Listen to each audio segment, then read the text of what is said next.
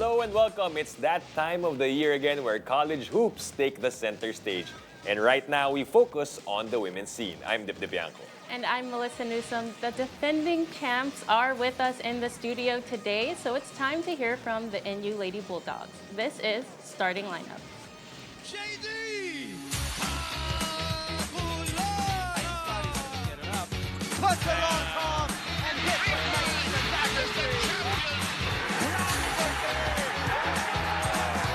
Gold medalist and Olympic champion from Europe.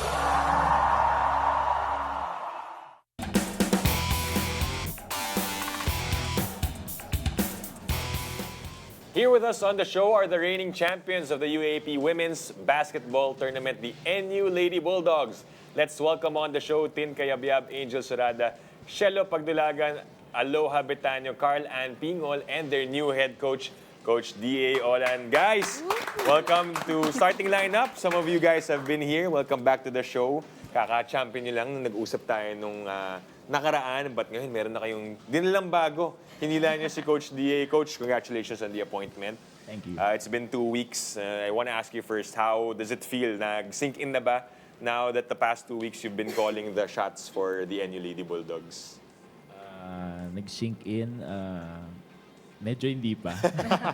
So, yun, haven't had much time to, really think about, yun nga, yung being the new coach. So, I don't have much time din to think about it. Pero yes, it is what it is. I'm here and we're ready. We're ready to play this coming UAAP with this group of girls. What was the initial feeling? Sige, maybe you can't process it yet, but nung nalaman mo na, okay, I'm gonna be the head coach, you're gonna call the shots, what was in your mind? Was it more of excitement, may kababa, may pressure? What was it going through your mind that time? Well, first of all, it's really unexpected talaga, unexpected. So, yes, pressured, yes, of course, andun yun. Pero I always tell myself na this is not about me being the new coach. It's us, the team, preparing for this upcoming UAAP Season 88. And yun nga, if I really think about it, it's really a lot of pressures, especially replacing Coach Aris, being the new coach. Pero yun nga, I always say na it's not about me. And what gives me confidence is this group of girls na, great group of girls na mababait and alam naman natin na yung capabilities nila in playing this game. And Coach, you're not new to the NU squad, actually. You've been in this team for years. But how does it feel now that you've moved up in the ranks as head coach? Again, you've been in the squad for years, but is there something new you want to implement or adjustments to the system or culture?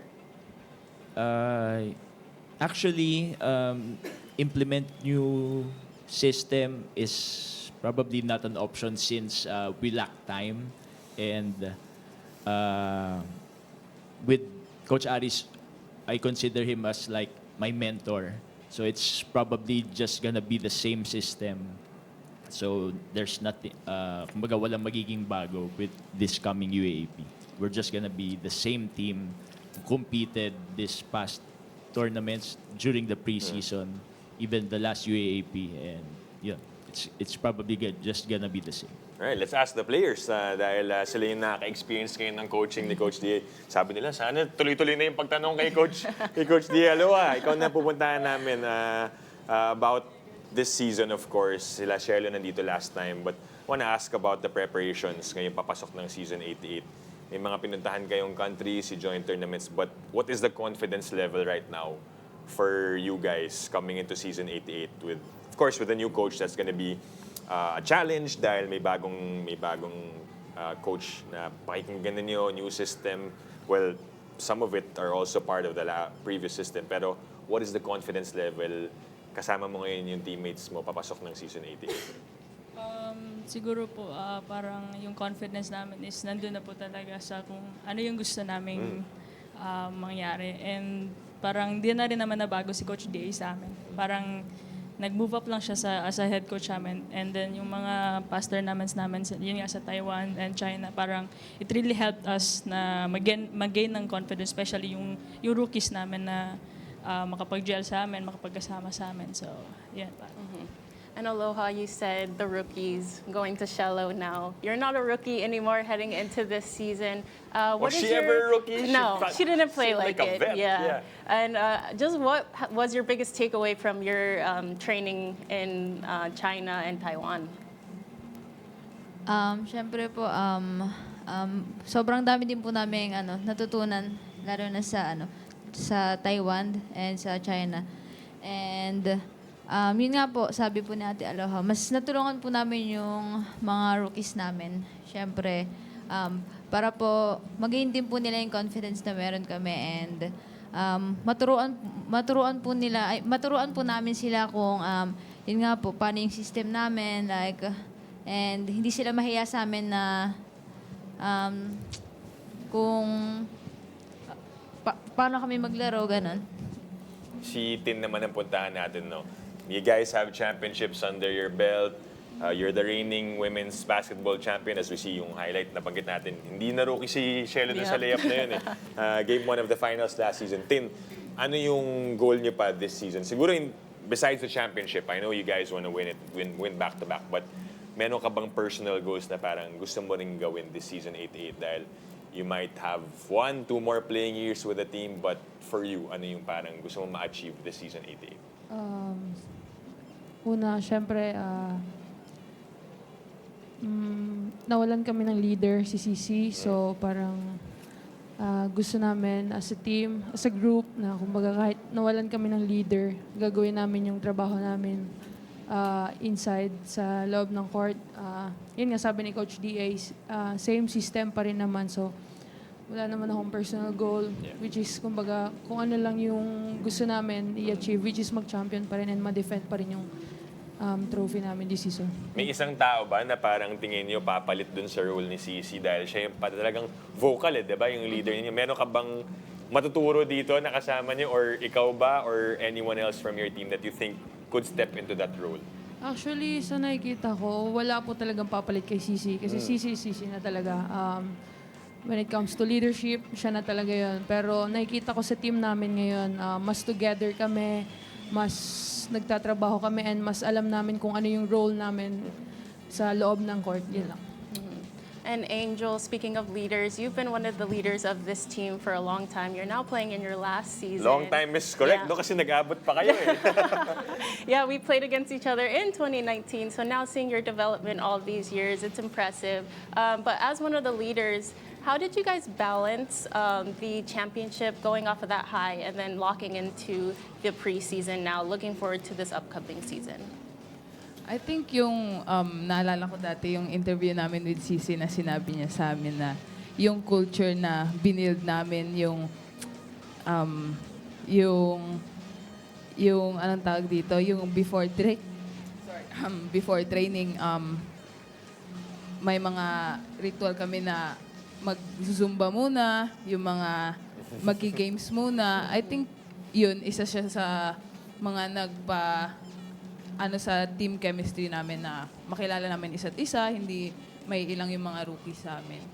And yeah. So yun yung parang mga dadalhin nyo moving forward sa season 88. Carl, yung mga teammates mo sabi parang yung system ni Coach D, same, halos pareho familiar, pero ikaw parang meron bang thing na so far in the past 2 weeks you think, parang ito yung style ni Coach D. Meron ka bang na-pick up na from him the past 2 weeks na parang ganito yung gusto niyang gawin namin as a style of play or kung ano man. Parang tatawa si Carl eh. Siguro, yung nakita ko lang kay Coach D.A. is yung move with a purpose. Kasi yun yung lagi niyang sinasabi sa training na huwag kang masyadong gumalaw. Pero pag gumalaw ka, dapat may purpose para hindi sayang yung energy mo. Yeah. Tsaka pwede kang threat sa team. Ganun. Ano yung parang, I guess, instance na sinasabihan niya kayong gano'n na meron ba siyang nakikita na parang tingin niya unnecessary na nasasabi niya yung gano'n na hindi kailangan sayangin yung energy? Kasi siguro, coach, parang saan nanggagaling yung ganong statement mo na move with a purpose? Ano ba yung parang for you? Maybe a thing that they could let go of, that they could unlearn? Meron bang specific? Well, just some minor adjustments lang naman. Just some minor adjustments, some corrections lang dun sa ano. It's probably, again, it's just the same system. It's just fine-tuning on how we execute on offense and on defense. So, yun lang. Gaya nga sabi ni Bones, it's just being efficient inside the court. Yun lang yung for me, yun lang yung emphasize ko sa kanila every training. I want them to get used to being efficient, moving efficiently inside the court. Yeah. So, yun lang. All right, then we'll talk about more of those movements, yung mga roles na gagampanan nyo in season 88. So stay with us, ha? Meron pa tayong mahaba-habang usapan after the break. More with the NU Lady Bulldogs after the break, so stay tuned. You're watching Starting Lineup.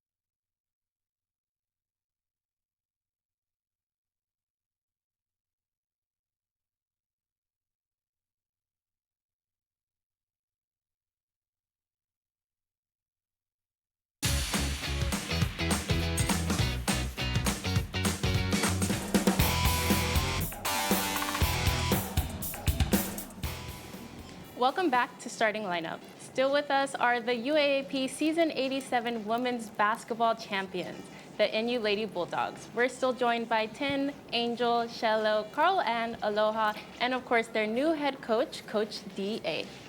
So we talked a lot about earlier the preseason, what you guys did in the off season, but I'd like to know from Shello particularly. Again, we talked about how your rookie season was outstanding, but heading into this new season, what new role do you see yourself taking? Siguro po para sa akin yung new role ko is kasi syempre po hindi na po ako rookie. So kailangan ko din po kasi mayroon na po kami mga bagong rookie. So para sa akin po is kailangan ko po sila i-lead. Kagaya po nung pag-lead sa akin ng mga ate ko nung rookie po ako. And yun po, hindi naman po nagbabago yung mindset ko like nung rookie ako and hanggang ngayon. Ngayon po is siguro mas naging mature lang po ako. Yeah. Yun nga po, syempre dahil din po sa mga experience ko. And yun po, same pa din po naman yung goal ko, lalo na ngayong season, marami pong nawala sa amin. So, para sa akin po is, mas kailangan ko po mag-step up. Yeah. And yun po, yung goal is, syempre, maano pa rin po namin yung championship. Oh. I'm sure yung level na pinakita ni Shello nung season 87, no? Ang taas na nung pinakita niya yung level. So we're expecting na, well, siya nagsabi, High diba? Step up expectations. and be more vocal as a leader, which I'm sure you gained also with the experiences internationally. Aloha, Sino bang natin, captain ngayon for this? May established na ba na captain ikaw? O sakto pala yung bunot ko. So, this is your first time being a captain.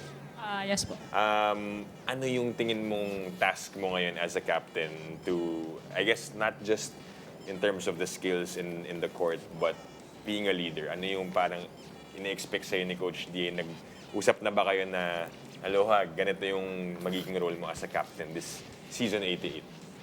Actually po, wala po talagang pag-uusap na nangyari about dyan. Pero parang Ikaw na yung captain. parang Ganun. stepping up lang po. Like, yun din po yung natutunan ko lang din po kay Ate Cici na parang, yun nga, siya yung nawala. And sobrang laking shoes to fill in yun. And we're talking about Ate Cici. Yeah, And yeah. parang yun yung naging motivation ko. Siya yung naging motivation ko na, parang Ate Cici is a good leader talaga. Yeah. And no doubt. And I agree with Tine na you can't replace Ate Cici the way she leads sa on and off the court. Lalo na off the court. Parang yun yung mga hindi nakikita na ibang tao about Ate Cici. But yun lang yung akin. Kung ano yung natutunan ko sa mga seniors ko dati kay Ate Cici. Yun lang yung gusto kong i-apply din sa kanila. And maging vocal lang lagi. Again, same with Coach DA na it's not about yourself eh. It's about always yung team. Yeah. When you say hindi na napag-usapan, kumbaga, ikaw mismo yung paano ba yun, Coach D? Parang, sino magiging captain natin? Or automatic, parang hindi na kailangan pinag-isipan pa na si Aloha? I think, you said it, na parang automatic sa kanila. I think, generally, they are parang born leaders talaga. Okay. Kumbaga, it's also a collective effort with this veteran lineup. Itong mga veterans Kasi anyone potentially can be a captain. So, they said they cannot replace CC as the captain. But we're doing it collectively. Yeah. So, really. And I think that's one of the things that makes your team so dominant and so great is you guys are all so selfless out there, and anyone could step up on any given night. But Tin, I'd like to know more into the off season, heading into this season. Again, it's not only physical, like training and stuff. What things have you guys done off the court? I know you guys mentioned Zumba earlier. What other things help you guys build this chemistry, this strong chemistry that you guys have? Actually, yung tournament namin sa ibang bansa is super laking help para sa amin na parang naging team building na din namin siya at the same time. Yun yung naging namin, parang naging room namin for pang bonding namin, yung mga iba pag nagkwekwentuhan, minsan na pag-uusapan yung mga iba't ibang pwedeng i-adjust inside the court, and kung sino yung mga kalaban namin everyday, gano'n. Yun. Parang naging team building yun na rin no? Angel, may mga ikwento ka bang mga moments din sa China, sa Taiwan, na safe for TV, yung mga fun na naging experiences niyo? Let's say you guys had a food trip, ganyan. Ano ba yung... Kasi sabi ni Coach D, the Taiwan tournament was really good, diba? It was really organized well. Was there anything that you experienced with the team na parang core memory ninyo na dadali niyo sa season 88? Parang natatawa si Coach D, may naaalala eh. Siguro yung sinabi ni Tin na every after dinner, kami mga players lahat tumatambay. It's like automatic na lang sa amin. Hindi naman kami it's not recommend na magpunta sa isang room. Pero lahat kami like, andun, nagkwekwentuhan, nagtatawanan. Kahit ano lang maisip namin. Parang yun nga, naging bonding na din namin siya. TikTok, gano'n. TikTok, gano'n. I've even seen Carl Ann in some TikToks. Yun. Surprisingly. Kapasample ka ni Mel, Carl. So Carl, how do you like this team bonding also? I know you're relatively a reserved person, more quiet, but how do you find these team bondings and how much do you enjoy them yourself? Ay, sobrang nag-enjoy ako pag sila yung kasama ko. I mean, yun nga, parang, I'm a nonchalant. Nonchalant? Tama ba yan? I'm a nonchalant. Pero pag sila kasama ko, parang, nagkakaboses ako sa kanila. Parang, automatic na nagiging pasaway na rin dahil sa kanila. So parang, sobrang laking bagay ng nagbabanding kaming lahat sa isang room, ganyan. Shelo, sino yung mga napapansin mo? Kasi ikaw, second year mo na. Parang nag-step out of their comfort zone na nung first year mo, di kayo masyado nakakapag-usap dahil tahimik. Pero ngayon, papasok ng season 88, parang mas marami ka pang nalaman about that person or na-discover na, o kaya pala namin mag-bonding ng ganito. Siguro po sa team, ang pinaka na ano po ako is si Ate Dan at si Alterado. Kasi nung parang first year ko po, parang nonchalant din po ako tulad ni Ate Ann. Pero after po nung season namin, and yun nga po, nagkaroon kami ng mga tournament, doon ko po nakita talaga na sobrang, di pala nonchalant to, parang sobrang OA ang pala, kulit. OA. Sobrang OA, sobrang kulit. Talagang parang, syempre po may mga times na malungkot kami. Parang siya po talaga yung nagiging clown namin. Like, siya po talaga nagpapasaya sa amin. Parang, ako po personally, parang makita ko lang siya, parang matatawa na ako eh. So pag pumasok siya dito ngayon, tatawanan kayo. Well, that's good to have that character in the team, di ba? And that definitely translates to on the court as well. So throwing it back to you, Aloha, as the captain, how does all this off-season bonding, is it going to translate into this upcoming season? And what can fans expect from this season, this version of the NU Lady Bulldogs? Siguro po, they can expect na more together kami this season. Parang, yun nga po, the bondings that we had during yung mga off-season namin nga na yung mga memories namin together na parang yun yung hindi nila nakikita on the court. Pero yun yung isa sa malaking factor bakit ganito kami maglaro, bakit ganito yung chemistry namin. It is because yung mga sa off-cams po na hindi nila nakikita sa game. And yun, parang yun lang yung siguro i-expect ng mga tao. Yeah, of course, nagka-translate yan sa loob ng court. Coach DA, parting words, what identity do you want the people to know about the NU Lady Bulldogs na pag napanood nila kayo this season 88, ito yung parang tatak Coach DA or like tatak NU na makikita nila or basically what they could expect this season 88 dahil we're less than a month away from the start of the games. So they could expect from this team, from the NU Lady Bulldogs, to still be, trying to giving our best and trying to defend the championship this year. I know it's not gonna be easy. It's not gonna be easy with some of us, some of the players, and of course one of the coaching staff, member of the coaching staff leaving. So it's not gonna be easy, but again, this is a big challenge for us. Probably the biggest challenge this year. This team has been through so much.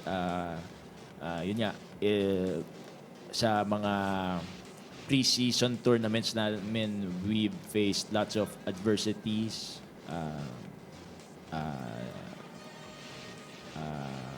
Mga masayang memories, experience, mga malungkot na memories, lahat yun na experience namin.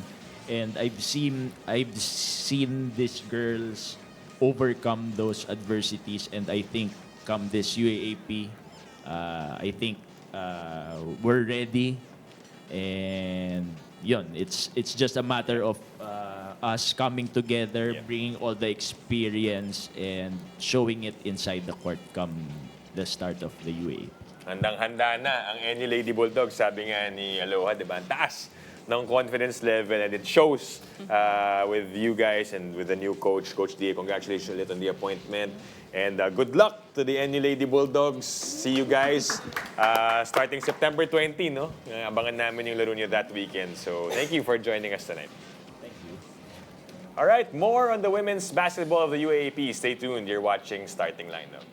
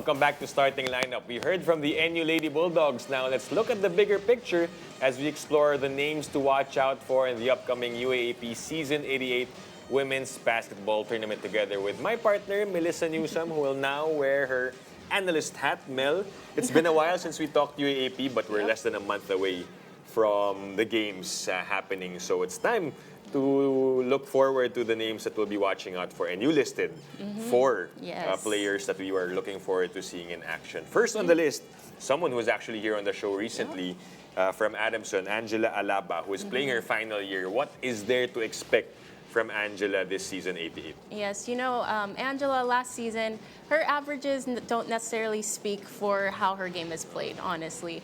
She's such an anchor on that court, and she's crucial for this Adamson squad. So I'm excited to see the next step where she takes it. Again, when you're playing in your last season, you really amp it up. Yeah. So I think Angela is going to be really crucial for this team, and I'm excited to see what she does out there. They too underwent a change in coach.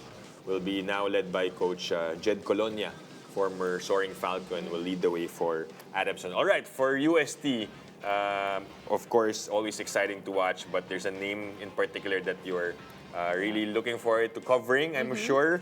Karil Sherba was a name to watch out for last year. What will she do this season 88 for UST? I think she's going to do exactly what she did last season. I think she was just right below Shello in the Rookie of the Year, but she's going to level it up. I think those nerves are gone. She's got that first year out of the way, and just going to see her development and how much she's gone through in the off season. It's going to be impressive, and I think she's going to be a player to look out for, most definitely. Pareho nga sila ni Shello, no, in that first year, the finals. Nagpakitang gilas agad yung dalawang rookies na yun for UST and NU. Another player that you want to talk about is from FEU, Yvette Villanueva, I believe, who's also playing her final year with FEU, who I guess they're hoping for a run in the Final Four this time in season 88. Yeah, and I think it's very doable for this FEU squad. Again, they had they were missing Josie Caputo back then, but Yvette really stepped up in the absence of Josie, and she actually had a recent Gilas deployment, her first. So I think she's going to bring a lot of that experience, that Gilas experience, to the UAAP coming this season. Yeah, always exciting when these players come from their national team stint, di ba? Ano ba yung dadalhin nila back in their schools in the UAAP? Last but not the least, from Ateneo, Kai Owani was also showed out in season 87. What can you make of her performance and how used to playing she is already here in the country? I thought Kai was going to have a difficult time adjusting, honestly, in her first year, but she proved otherwise. She had a very inconsistent year, I'd say, but that could be because she was still adjusting. But I've seen the work she's put on in this offseason, and I think what Ateneo lacks is still trying to fill the shoes of Jasmine Hosun.